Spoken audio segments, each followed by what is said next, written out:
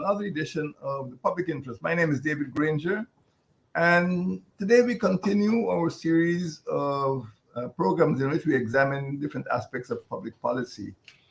And the topic for today deals with the situation in our hinterland, especially west of Fort Island. I chose Fort Island because it used to be the capital of the Dutch colony of Essequibo.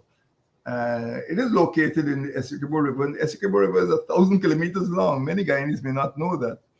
But the Essequibo is longer than the distance between Guyana and St. Lucia. That'll give you an idea of the length of the Essequibo.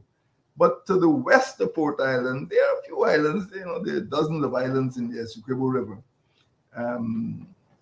But to the west of Fort Island, we have what can be called the hinterland.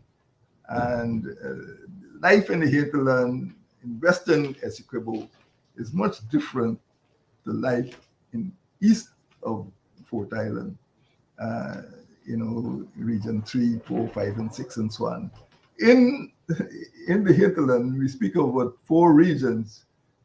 Region 1, which is the Berimo-Waini region, which people still call the Northwest. Region 7, the Cuyuni-Mazzaroni region, the capital of which is Bartica, as you know. Region 8, Potaro-Siporuni region, the capital is Mahdia. And region 9, which is the Upper Takutu, Upper Essequibo. But I think for simplicity, people just call it the Rupununi. And there are also parts of the Pomeroon-Supinam region, region 2, and East Berbice-Corentyne region. Don't forget East Berbice-Corentyne is probably the longest region in Guyana, right from Skeldon right down to New River. But the hinterland comprised about 75% of our land mass. But access to the hinterland is aggravated by inadequate infrastructure. There are insufficient aerodromes, and even those aerodromes, need to be serviced regularly because they deteriorate. There are inadequate bridges, and every now and then you will see some horrible picture of a truck, a heavy truck laden with fuel and other stuff, trying to negotiate a wooden bridge, and sometimes the bridge just gives away because we don't have proper bridges in the hinterland. There are no highways, particularly in Region 8, running east-west.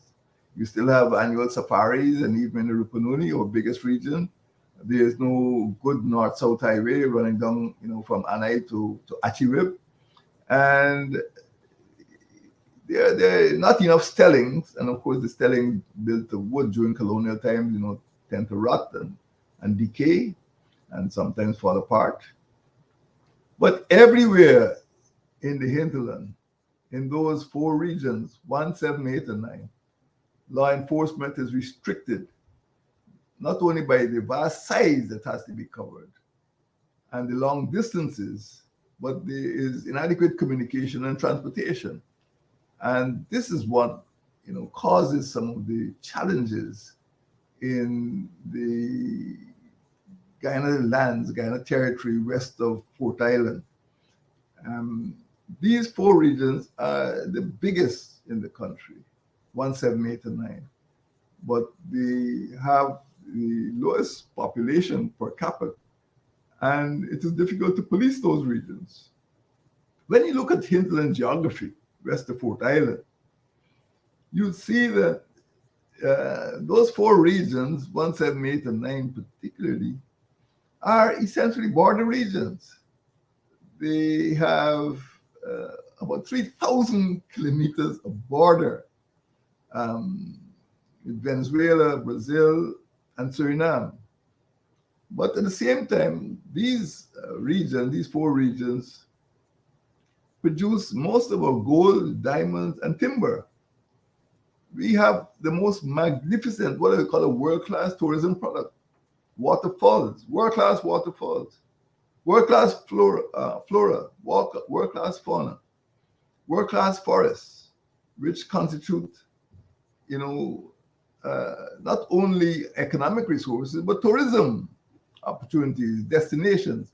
And tourists do come to see our rare birds and rare animals, our giants like the Arapaima fish and the harpy eagle, which are found in very few countries around the world. So our geography, particularly in the hinterland, is still very attractive. But the hinterland is not only the most potentially rich part of the country, but it is also the least accessible.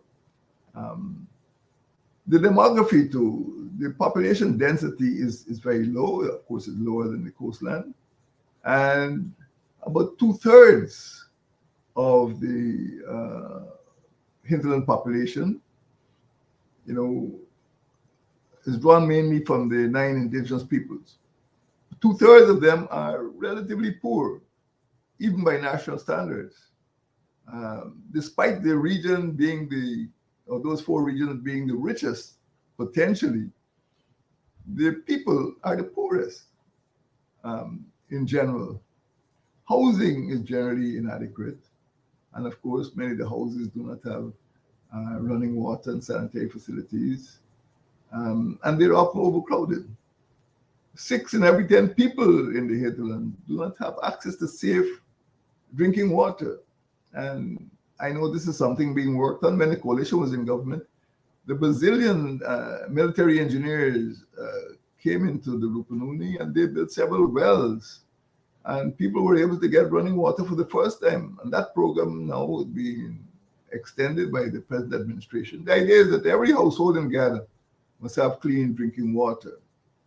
And the hinterland too is susceptible to vector-borne diseases, particularly even though in the early 1950s or thereabouts, after the efforts of Dr. Giglioli, we were able to practically abolish malaria on the coast. But because the borders in the hinterland are so open, people have been reinfected, and malaria is still a problem in the hinterland.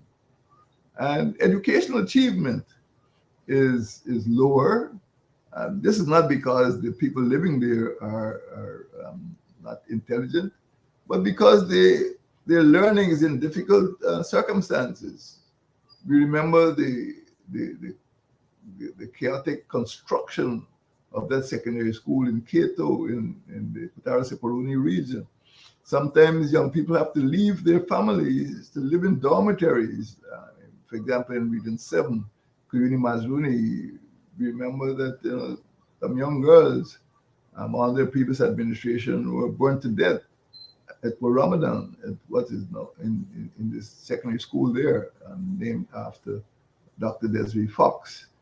And people don't like living away from home, and dormitories or schools with dormitories are the best substitute, but it makes learning difficult. And in the past, we had some suicides, we had problems with supply of food. And that's one of the reasons why the coalition introduced these programs, 4Bs programs, to get children to school and to have them fed properly when they get to school. So in addition to all of that, employment is uncertain. Many people are just casual laborers in mines, in timber grants. And so life generally is not of the best. In addition to all of that, we have a situation in which those 4 hinterland regions have attracted, thousands of migrants, uninvited, but, in the coalition's time, we set up something called the Department of Citizenship to manage this huge influx of migrants. When we got into office in May 2015, it was not as chaotic as it is now. But the Department of Citizenship was able to control migration, make sure people are registered and they didn't bring strange diseases and they weren't exploited. And they were able to mingle with the local population, although many of them are Warao. They're quite different in habits from the Guyanese Warao. And now we are told by some credible sources that there are over 36,000 Venezuelan migrants in Guyana. When you consider that the population of Region 1, the Barima Wine region, is about 26,000. You can see there are more Venezuelans in the country. I can't say for sure whether they're all in Region 1. I don't get the statistics. But there are more Venezuelans in the country than there are local-born Guyanese in Barima Wine region. And of course, they outnumber the number of police officers. And I think the Venezuelan presence has become a bit problematic. There have been murders and there's been trafficking, particularly in young women. And that is something which requires some, dedicated government attention. So the migration problem is far from settled. And this creates a problem, west of Fort Island, because there's a growing number of migrants who have not been integrated in the Guyanese way of life, if I can call it that. This raises the question of hinterland security. I recall that the biggest threat to Guyana's security occurred in 1969 when a group of ranchers attempted to secede. Now the Rupununi is the largest region in Guyana. It's larger than Costa Rica. So they attempted to set up an independent republic. And of course, the Guyana Defense Force had to go in there and put an end to that rebellion. But it was a warning that we should not ignore the hinterland. And given the fact that there are 3,000 kilometers of borders, we need to ensure that that huge territory west of Fort Island is not ignored or neglected. The same year, 1969, the Surinamese attempted to seize the New River zone called the New River Triangle. Now that zone is not a little piece of land, it's not a border correction. It's bigger than Jamaica. So, and that zone is part of hinterland, although it is in upper Berbice, it's part of Region 6. It is part of the hinterland. So when I speak of hinterland security, we're speaking about, the threat of real secession. People died, people were killed by rebels in 1969. And we need to be ever vigilant about Guyana security. The region, those four regions, all four of them, 178-9, apart from the attempted rebellion and incursion in 1969, it seems like a long time, but the memories are fresh for the families who were affected. It's also a zone of transnational crime, contraband smuggling, gun running, drug trafficking, people trafficking, illegal migration, banditry, and even along isolated roads, to get to those areas or traveling within those areas, there is banditry. People get attacked, particularly if they feel you're carrying some gold or a bag full of cash. And there have been numerous incidents. I reckon that the rate of crime, particularly murders, since 2020, probably maybe about one a month in the hinterland, what is called the hinterland. So there is the question of lawlessness. Farmers want protection of their crops. Ranchers want protection for their cattle herds. They want to eradicate rustling. In the north, at the Barima Waini, northwest as you call it, fisherfolk want protection from piracy. In the mining areas, miners want security from bandits. And even the villages, ordinary villagers want protection from the sindicatos. Sindicatos are Venezuelan gangs. And as the situation became, difficult in Venezuela, not only did the migrants come, but bandits sometimes come and attack villages. And that's one of the reasons why, during my presidency, we had to take some corrective actions. I went up there personally at Whitewater, Barmita, Kaikan, And we established a program called Operation Armadillo to protect those frontline villages, from banditry, and to assure them that the state, the Guyana Defense Force, Guyana Police Force, were there to protect them. In addition to that, the APNU AFC coalition created 4 capital towns. And in addition to the 4 capital towns, we created 4 police divisions. So every capital town is also the headquarters for a police division. So whereas in the past you had one division called F division, taking over 75% of the country, you now have senior police commanders, one responsible for Region 1, one responsible for Region 7, one responsible for Region 8, one responsible for Region 9. So in this way, the police divisional structure is married to the regional administrative structure. And this is working much better than it did in the past. So the coalition has been able to introduce, a framework for more efficient law enforcement. And the judiciary too has followed suit.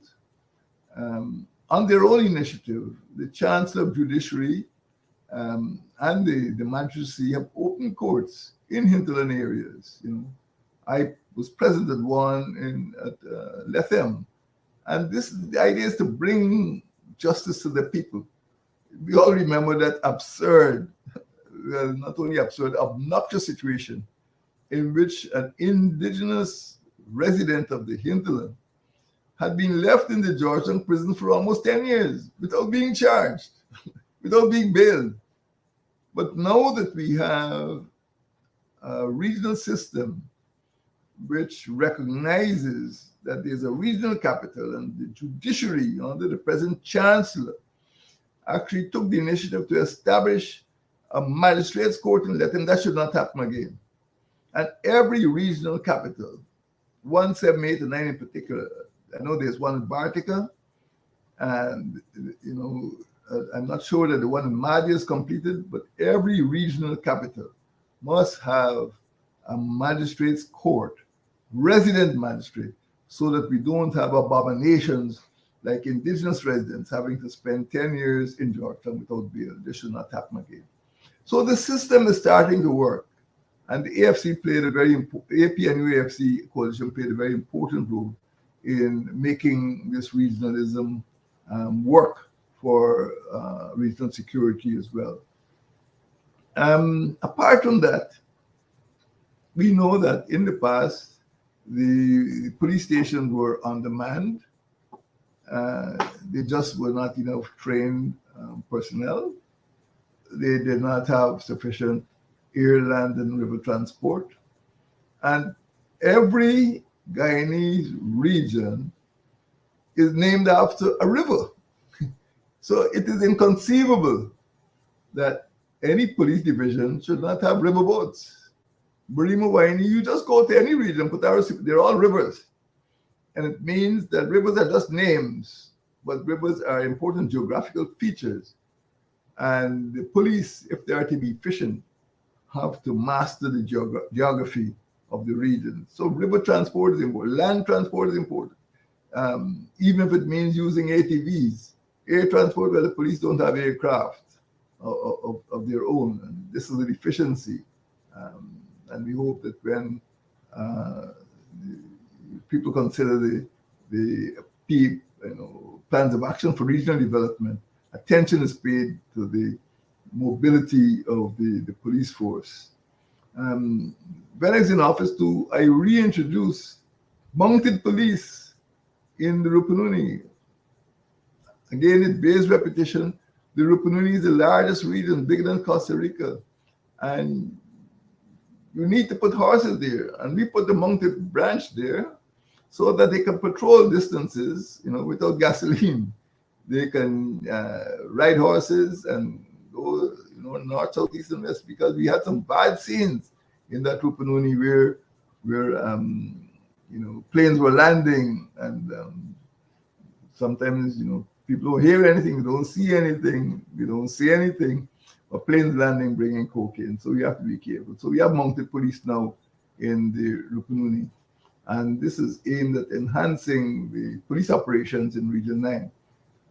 And of course, I really congratulate the judiciary and the chancellor herself for ensuring that more magistrates' courts are built in the hinterland regions so that justice is not denied to the people of those regions.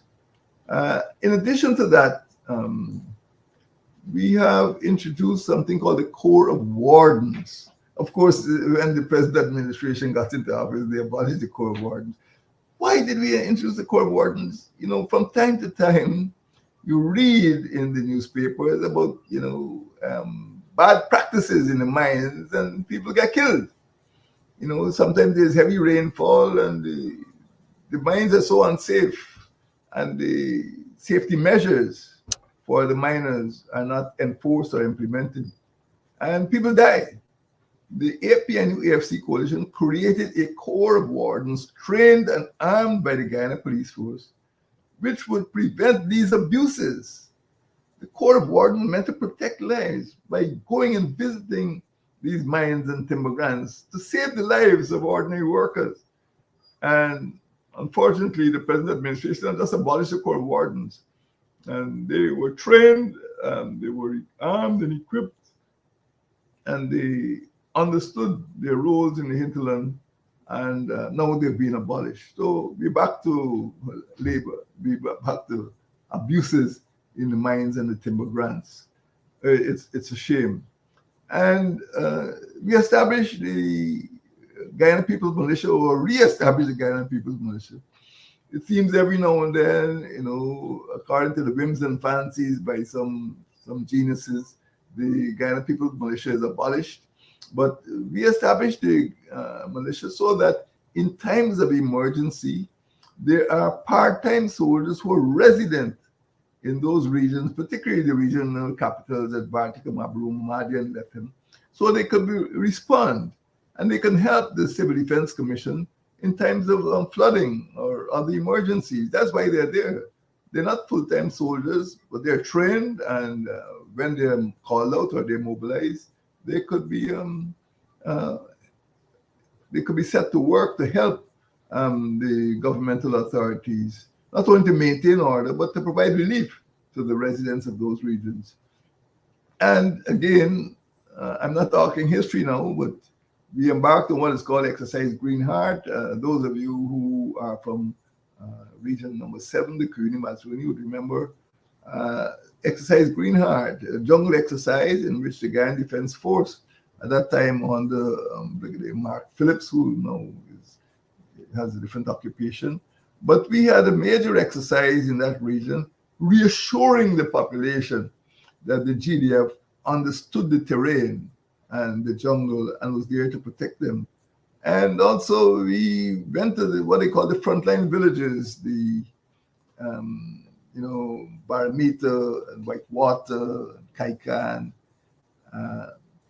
Arau, along the Venezuelan border particularly, because these are frontline villages and they were sometimes living in fear of attack by Venezuelan sindicatos, and fear of being swamped by a huge tsunami of Venezuelan migrants. And Operation Armadillo was launched along that whole 800-kilometer border to assure residents, to show them that they would be protected in the event of interference from Venezuelan. But we have to look, my friends, at the hinterland infrastructure. And west of Fort Island, infrastructure is very poor. And that weak infrastructure hinders policing. It hinders the economy because farmers have to struggle to get their produce to market because they're not enough here. Well, poor farmers can't, fly their produce out to market. There are not enough bridges, there are not enough roadways, in particular in regions 8 and region 9. Well, in region 8, they're practically non-existent. And without transport, without roads, people's existence is reduced to subsistence level. because accessing the market is extremely difficult. And there's been enormous, and I say enormous, environmental damage. Mining and logging threaten the sustainability of communities. And unregistered and unlicensed dredges working in zones not permitted by governmental authorities have damaged the interior. And some people, transport gold without permission. And there are a lot of abuses in the extractive sector. That's why we created this Corps of Wardens to enforce, lawful practices in the hinterland. We're speaking here, my friends, about quality of life. This is not about bureaucracy. This is not just about police. This is where thousands of Guyanese citizens live. They're not going to be, there's no big exodus from the villages. And we want to ensure that the quality of life in the hinterland is on par with the quality of life on the coastland. We created 4 capital towns, Mabruma, Bartica, Mahdi, and Letham. And the reason is that these tongues help to lift the quality of life of people everywhere in those regions and bridge the gap between the coastland and hinterland. So the Essequibo River is no longer a dividing line between poor quality and bad quality.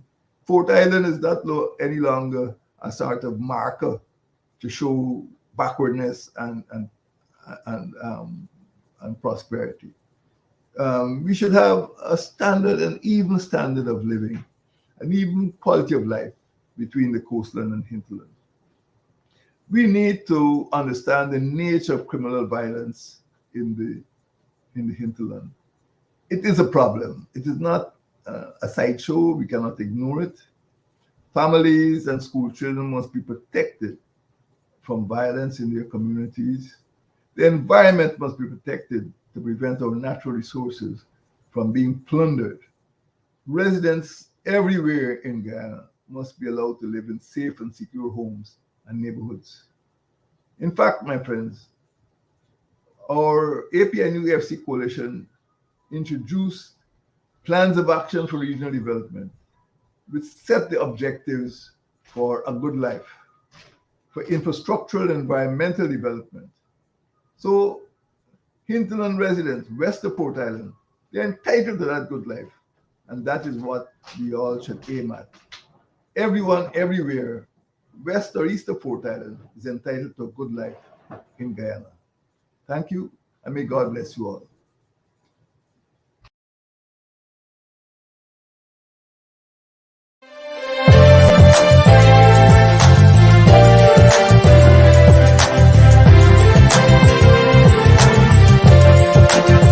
Let us cooperate for the young. Let us cooperate for our land. Let us resolve to fight together. See we do it right together. Can we do it? Yes, we can. Each man must do